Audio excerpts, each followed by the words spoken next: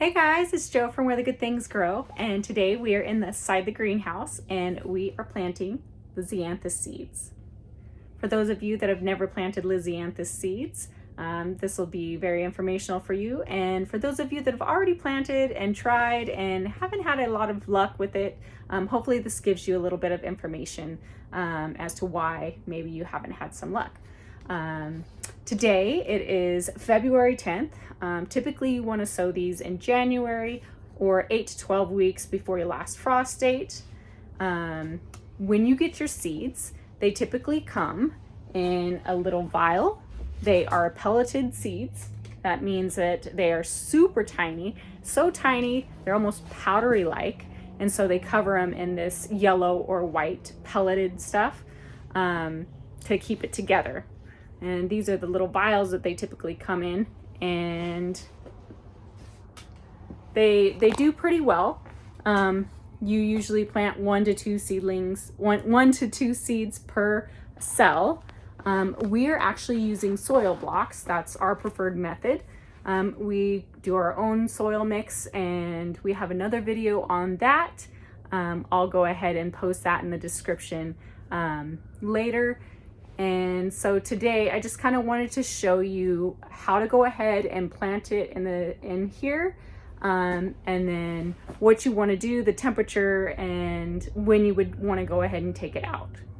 Okay, so here we are at my workstation, and I already have my soil blocks ready. These are the larger ones. So you get this size, and the reason why I want to do that is because they're going to stay in this soil block for a little bit longer than most seeds that you start. So they do take a really long time to get going. So like even in May, they may still be really just their true leaves showing, maybe, you know, a couple of those true leaves. And so it makes it a very frustrating seed to start, because typically you've got your tomatoes and they're already doing their thing and everything else. But the Lisianthus seed does prove to be a little tricky. So we've gone ahead and let's see if you could see here. We have placed them 1 to 2 in each one of these little soil blocks. And we're going to go ahead, you want to tamp them down. That means that they need light germination, so you don't want to press them deep into the soil. It says an 1/8 seed depth for your seeds, but they need light germination. Okay, so you want to go ahead, just tamp them in, that way that they're kind of sitting, you know, just barely like underneath the surface there. No, that's wrong. So when you put them inside these soil blocks, you do 1 to 2 per cell, and then you go ahead and tamp it down. You're not pushing it in, you're just tamping it in, and then you're gonna lightly cover it with a dusting of vermiculite.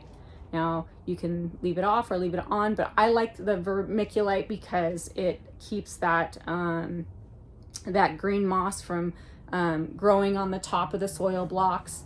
And another thing too is that I do not put the humidity dome on the top, because these are really prone to getting that dampening off.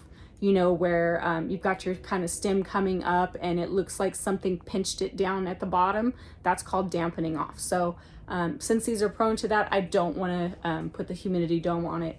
Now I am in the greenhouse, so as you can see right now, it is 71 degrees and 32% humidity. So it's perfect, and that's the temperature that they typically like, is 70 degrees. And you'll want to make sure that your soil mix is wet enough to make something with, but without dripping a whole lot of water. So that's like the perfect seed combination. So we've got this started.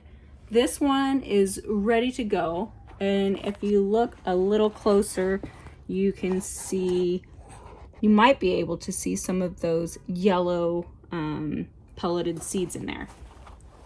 But they do, I have noticed too that this batch, this is from Eden Brothers, that once it kind of touched that soil block, that it kind of started to dissolve that outer layer of the pelleted seed. So it does go pretty quick. So that's why it's really important to make sure that your soil block mixture is just right.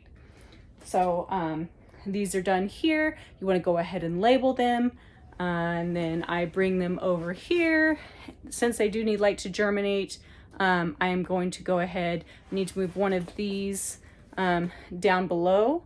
And I have my heating mat already at 70 degrees, which, you know, doesn't matter because it's already 70 degrees in here, but, you know, temperature fluctuates in Southern California like hourly. You know, you could have the winter in the morning, the spring in the afternoon, summer, and then it's next thing you know, it's fall. So all in one day.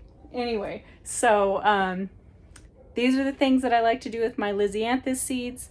We'll go ahead and have you come on back when it's time to go ahead and move them out to the garden, and I'll show you what that looks like in another video. I hope this helps with your seed starting on your Lisianthus seeds. If you have any questions or comments, things you'd like to share, some success stories and some things that maybe worked better for you, I would love to hear from them. And we hope that you guys like this video. Don't forget to like, subscribe, and we'll see you in the next video. Bye.